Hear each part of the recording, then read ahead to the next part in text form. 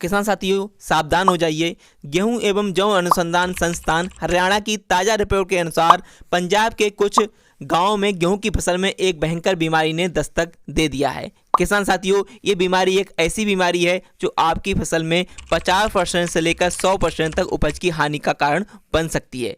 कई किसान साथी, आप भी अपनी फसल का जो हम इस वीडियो में लक्षण बताएंगे उसके हिसाब से निरीक्षण करते रहिए। कहीं ये बीमारी आपकी फसल में तो दस्तक नहीं दे चुकी है। अगर आपकी फसल में दस्तक दे चुकी है तो हम इस वीडियो में इस बीमारी से अपनी फसल की सुरक्षा कैसे की जाए इस पर चर्चा करेंगे।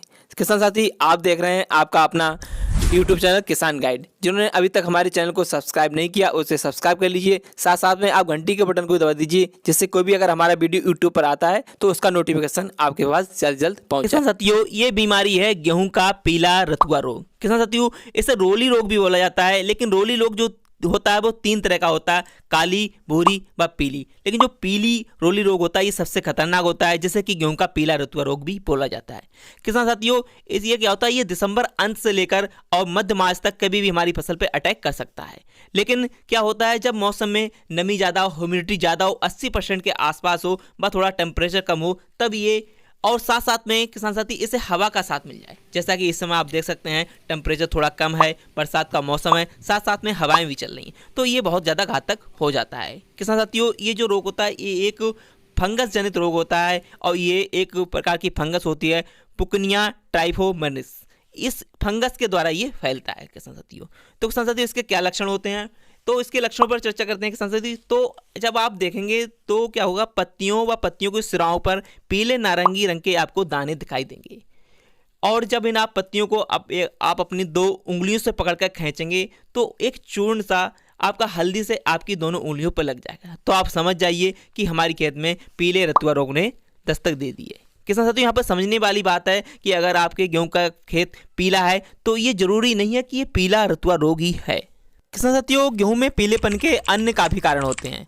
अगर आप ये जानना चाहते हैं तो आप ऊपर दिए हुए आई बटन में क्लिक करके इसका पूरा वीडियो देख सकते हैं किसान साथियों। लेकिन अगर आप पत्तियों को पकड़ कर खींचेंगे, अगर आपके हाथ में पीला पीला कोई चूर्ण लग रहा है तो आप समझ जाइए कि आपकी फसल में जो पीलेपन का कारण है वो गेहूं का पीला रतुआ रोग ही है किसान साथियों। और इसमें क्या होगा किसान साथियों, जब अपने खेत में देखेंगे तो 10 या 15 पौधे आपको एक गोल दायरे के रूप में पीले पीले दिखाई देंगे और बाद में ये पीलापन आपके पूरे खेत में फैल जाएगा। तो किसान साथियों, ऐसा होने पर बिल्कुल भी देरी ना करें और आप अपने खेत में जरूर स्प्रे करें। किसान साथियों, किसका स्प्रे करना है, किसान साथियों हमें लेना है प्रोपिकोनाजोल 25% ईसी फार्म में। इसकी हम मात्रा लेंगे 200 ml मात्रा लेंगे और 200 लीटर पानी में लेकर इसका छिड़काव कर देंगे 1 एकड़ खेत में। तो किसान साथियों, ये जो बीमारी है आपके खेत से खत्म हो जाएगी। किसान साथियों, ये जो प्रोपिकोनाजोल आता है ये टिल्ट के नाम से आपको बाजार में मिल जाएगा, क्रिस्टल कंपनी का किसान साथियों। इसके अलावा हम अगर दूसरा कोई साल्ट प्रयोग करना चाहते हैं वो हम कर सकते हैं टेबिकोनाजोल 25% WG फार्म में। किसान साथियों, इसकी भी मात्रा वही लेनी है, हमें 200 ml लेनी है, 200 लीटर पानी में इसे घोलना है और 1 एकड़ में इसके आप स्प्रे कर सकते हैं किसान साथियों। ये आता है आपको बाजार में मिल जाएगा, बायर का होलिक्योर के नाम से मिल जाएगा किसान साथियों। इसके अलावा अगर आप और ज़्यादा एडवांस में जाना चाहते हैं तो अजैक्ट्रोस्ट्रोबिन प्लस टेबिकोनाजोल का आपको कॉम्बिनेशन बाजार में उपलब्ध है, उसका प्रयोग कर सकते हैं, या अजैक्ट्रोस्ट्रोबिन प्लस प्रोपिकोनाजोल का कॉम्बिनेशन बाजार में उपलब्ध है, आप उसका भी प्रयोग कर सकते हैं। किसान साथियों, हमने इसके लक्षण जाने व इसके कुछ उपचार के बारे में जाना। किसान साथियों, अब हम जानते हैं कि इसके बचाव के बारे में। क्यों ना कि हम कुछ ऐसा करें कि ये रोग जो है हमारी फसल में आए ही ना। तो किसान साथी क्या करें, हम रोग रोधी किस्मों का चयन करें, ऐसी किस्मों का चयन करें जिनमें ये रोग आए ही ना। अभी जो एडवांस किस्में आ रही हैं काफ़ी, इनमें ये रोग नहीं है, तो आप ऐसी ही किस्मों का प्रयोग करें। साथ साथ में क्या किसान साथियों, आप फसल चक्र को अपनाएं। क्या होता है किसान साथियों, आपने गेहूं की फसल की और उसमें आपका पीला रतुआ रोग आया, आपने दवाई का स्प्रे कर दिया, खत्म हो गया, आपने फसल काट ली। क्या हुआ, अगली बार फिर आपने फिर से उसमें गेहूं की फसल की, तो क्या होता है किसान साथियों, ये जो आसपास में मेड़ पर घास होती है, किनारों पर जो घास होती है उस पर इसके बीजाणु रह जाते हैं और अगली बार जब आप गेहूं की फसल करते हैं बिना फसल चक्र अपनाएं तो दोबारा ये बीजाणु आपकी फसल में पहुंच जाते हैं। इसलिए आप फसल चक्र को अपनाएंगे तो एक टाइम के बाद ये बीजाणु स्वतः वहां से खत्म हो जाएंगे किसान साथियों।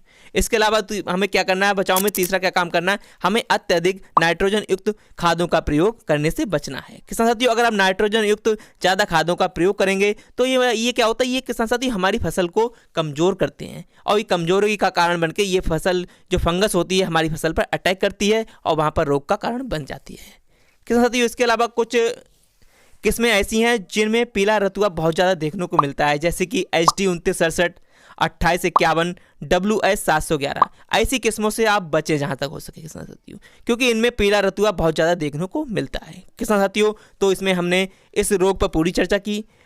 हमें आशा है ये वीडियो आपको अच्छा लगा होगा। किसान साथियों, आप हमारे वीडियो को लाइक कीजिए, हमारे चैनल को सब्सक्राइब कीजिए, बाकी किसान साथियों इस वीडियो को शेयर भी कीजिए, जिससे बहुत से किसान साथी इस आने वाली बीमारी से बच सकें।